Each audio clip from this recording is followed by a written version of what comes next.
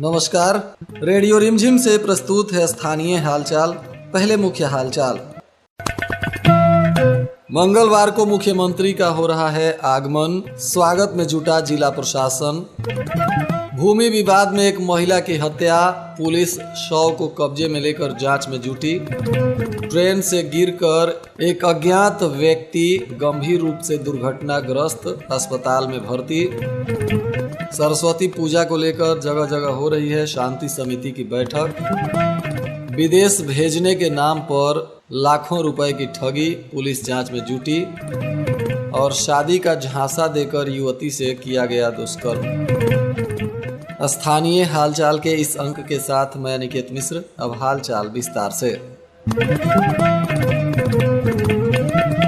समृद्धि यात्रा के दौरान बिहार के मुख्यमंत्री नीतीश कुमार का मंगलवार को गोपालगंज में भव्य आगमन हो रहा है। इस दौरान मुख्यमंत्री बरौली में विभिन्न कार्यक्रमों में हिस्सा लेंगे। बताया जा रहा है कि सुबह 11:30 बजे बरौली के पास हाई स्कूल के समीप हेलीपैड पर उनका हेलीकॉप्टर उतरेगा और वहां से वे सीधे बरौली के बतर्दे पहुंचेंगे, जहां 244 करोड़ की योजनाओं का लोकार्पण करेंगे। तो वहीं जिले में 194 करोड़ से अधिक की योजनाओं का आधारशिला भी रखेंगे। गोपालगंज में विकास कार्यों की जो सौगात मुख्यमंत्री लेकर आ रहे हैं, उसके लिए गोपालगंज वासी मुख्यमंत्री का बेसब्री से इंतजार कर रहे हैं और उनके जोरदार स्वागत की तैयारी की गई है। जिला प्रशासन ने मुख्यमंत्री के स्वागत के लिए जहां सुरक्षा के व्यापक इंतजाम किए हैं, तो वहीं एक एक बिंदुओं पर कड़ी निगरानी रखी जा रही है। स्वयं जिला पदाधिकारी पवन कुमार सिन्हा और पुलिस अधीक्षक विनय तिवारी लगातार इस पूरे कार्यक्रम को सफल बनाने के लिए दिन रात पूरी सक्रियता के साथ काम कर रहे हैं। जिला प्रशासन के तमाम वरिष्ठ पदाधिकारी मुख्यमंत्री के स्वागत में लगे हुए हैं। तो वहीं मुख्यमंत्री सरकार द्वारा संचालित योजनाओं की समीक्षा भी करेंगे और एक एक बिंदुओं पर मुख्यमंत्री को जानकारी देने के लिए भी प्रशासन ने सारी तैयारियां पूरी कर ली हैं। मुख्यमंत्री इस कार्यक्रम के दौरान बरौली में ही सरकारी विद्यालय के परिसर में एक जनसभा को भी संबोधित करेंगे, जहां से मुख्यमंत्री सरकार की योजनाओं के संदर्भ में लोगों को जानकारी देंगे। आज थावे थाना क्षेत्र के ऊपर छंटा गांव में सुबह सुबह टहलने गई एक महिला की हत्या कर दी गई। बताया जा रहा है कि धारदार हथियार से गला रेत कर महिला की हत्या की गई। लोगों ने जैसे ही चंवर में महिला के शव को देखा तो अफरा तफरी मच गई। पूरे इलाके में सनसनी फैल गई। भारी संख्या में लोग जुट गए। पुलिस को सूचना दी गई। स्थानीय थाना की पुलिस ने फॉरेंसिक विभाग की टीम के साथ मौके पर पहुंचकर अनुसंधान शुरू किया। मृत महिला का उम्र 50 वर्ष बताया जा रहा है और इनका नाम सोना देवी है। इस मामले में पुलिस ने अनुसंधान करते हुए बताया कि मृत महिला चंद्रमा महतो की पत्नी सोना देवी थी और प्रथम दृष्टया महिला की हत्या भूमि विवाद को लेकर करने की बात सामने आ रही है। पुलिस ने देर शाम तक इस मामले में 3 लोगों को हिरासत में ले लिया था और मामले की तफ्तीश की जा रही थी। वहीं शव का पोस्टमार्टम कराने के बाद महिला के परिजनों को शव सौंप दिया गया। घटना के बाद से महिला के परिजनों का रो रो कर बुरा हाल बताया जा रहा है।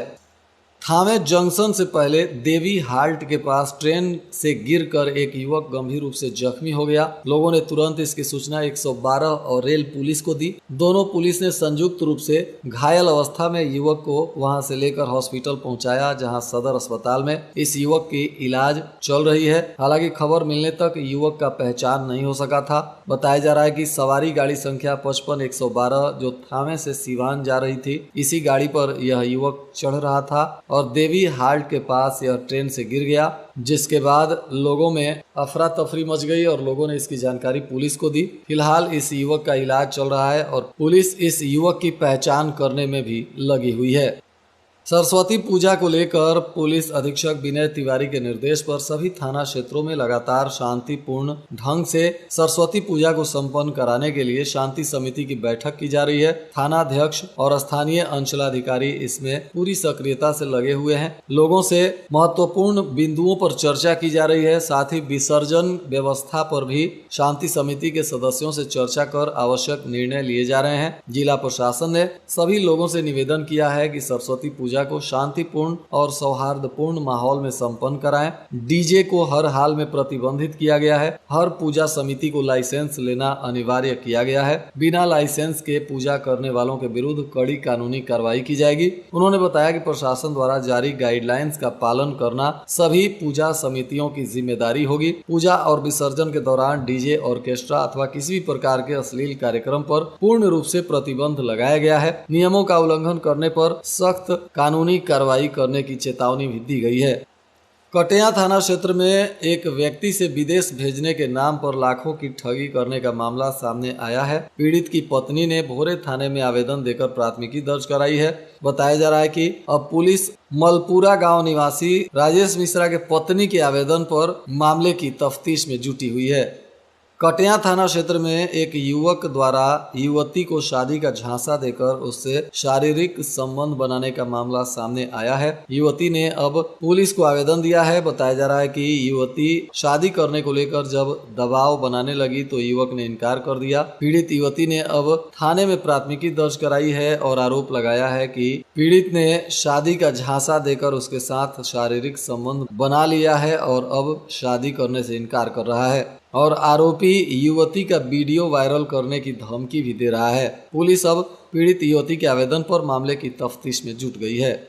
इधर मुख्यमंत्री के गोपालगंज आगमन में मिनट टू मिनट कार्यक्रम जिला प्रशासन की तरफ से जारी किया गया है। बताया जा रहा है कि मुख्यमंत्री नीतीश कुमार मंगलवार को सुबह 10:30 बजे पटना से हेलीकॉप्टर के माध्यम से प्रस्थान करेंगे और 11:30 बजे बरौली के प्रेम नगर आश्रम के पास हेलीपैड पर पहुंचेंगे और यहां से कुछ गणमान्य लोगों से मुलाकात करने के बाद तुरंत बतर्दे सारण बांध पर पहुंचेंगे और वहां 12:10 बजे तक विभिन्न योजनाओं का लोकार्पण और उद्घाटन करेंगे। फिर 12:20 में वहां से प्रस्थान करेंगे और बरौली प्रखंड मुख्यालय पर पहुंचेंगे, जहां कई विभागीय स्टॉल का निरीक्षण करेंगे। यहां से 12:40 बजे CHC बरौली का भी अवलोकन करेंगे और इससे पूर्व अंचल कार्यालय में भी वे पहुंचकर वहां भी विभिन्न योजनाओं का उद्घाटन करेंगे। बताया जा रहा है कि वहां एक भवन का निर्माण हुआ है, उसका जांच पड़ताल और निरीक्षण भी मुख्यमंत्री के द्वारा किया जाएगा। फिर 12:50 पर मुख्यमंत्री उत्क्रमित माध्यमिक विद्यालय बरौली में पहुंचेंगे, जहां DM, SP और DDC तथा ADM के साथ समीक्षा बैठक कर वहां से 1:10 पर जनसभा स्थल पर पहुंचेंगे और जनसभा को संबोधित करेंगे। फिर 1:40 में जनसभा की समाप्ति के उपरांत वहां से पटना के लिए हेलीकॉप्टर के माध्यम से मुख्यमंत्री रवाना हो जाएंगे। इधर कटेया थाना की पुलिस ने गुप्त सूचना के आधार पर खुदी छापर वार्ड नंबर 5 में छापेमारी की और 3 घरों से 26 लीटर देशी शराब और नगद रुपए बरामद किए हैं और 2 लोगों को पुलिस ने गिरफ्तार किया है। एक व्यक्ति भागने में कामयाब रहा। बताया जा रहा है कि पुलिस ने जिन आरोपियों की इस मामले में गिरफ्तारी की है उसमें खुदी छापर वार्ड 5 निवासी नथुनी चौहान और श्याम सोनार का नाम शामिल है। इधर सूचना के अधिकार के तहत एक सूचना मांगना एक व्यक्ति को काफी भारी पड़ा। बताया जा रहा है कि आवेदक सुरेश चंद्र पांडे, जो RTI एक्टिविस्ट बताए जा रहे हैं, उन पर जानलेवा हमला किया गया है। अब वे पुलिस के पास सहायता की गुहार लगा रहे हैं। इस मामले में आवेदक सुरेश चंद्र पांडे ने बताया कि वे विजयपुर थाना क्षेत्र के मठिया गांव के रहने वाले हैं और एक सामाजिक कार्यकर्ता और पत्रकार भी हैं। उन्होंने पुलिस को शिकायत किया है कि स्थानीय अमीन द्वारा स्थल मापी के दौरान हुई अप्रिय घटना घटित के संबंध में समाचार पत्र में उन्होंने खबर चला दिया था और इसको लेकर RTI के माध्यम से जानकारी मांगी गई थी और इसी से नाराज होकर आरोपियों ने उन पर जानलेवा हमला कर दिया। फिलहाल उनके आवेदन पर पुलिस मामले की तफ्तीश में जुटी हुई है।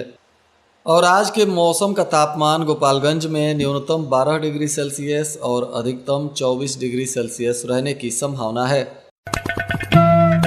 अंत में मुख्य हालचाल एक बार फिर। मंगलवार को मुख्यमंत्री का हो रहा है आगमन, स्वागत में जुटा जिला प्रशासन। भूमि विवाद में एक महिला की हत्या, पुलिस शव को कब्जे में लेकर जांच में जुटी। ट्रेन से गिरकर एक अज्ञात व्यक्ति गंभीर रूप से दुर्घटनाग्रस्त, अस्पताल में भर्ती।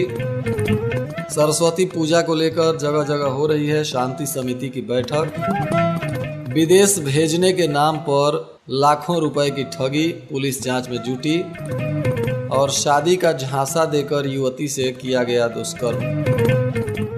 इसके साथ ही रेडियो रिमझिम से प्रसारित स्थानीय हालचाल का यह अंक समाप्त हुआ। नमस्कार।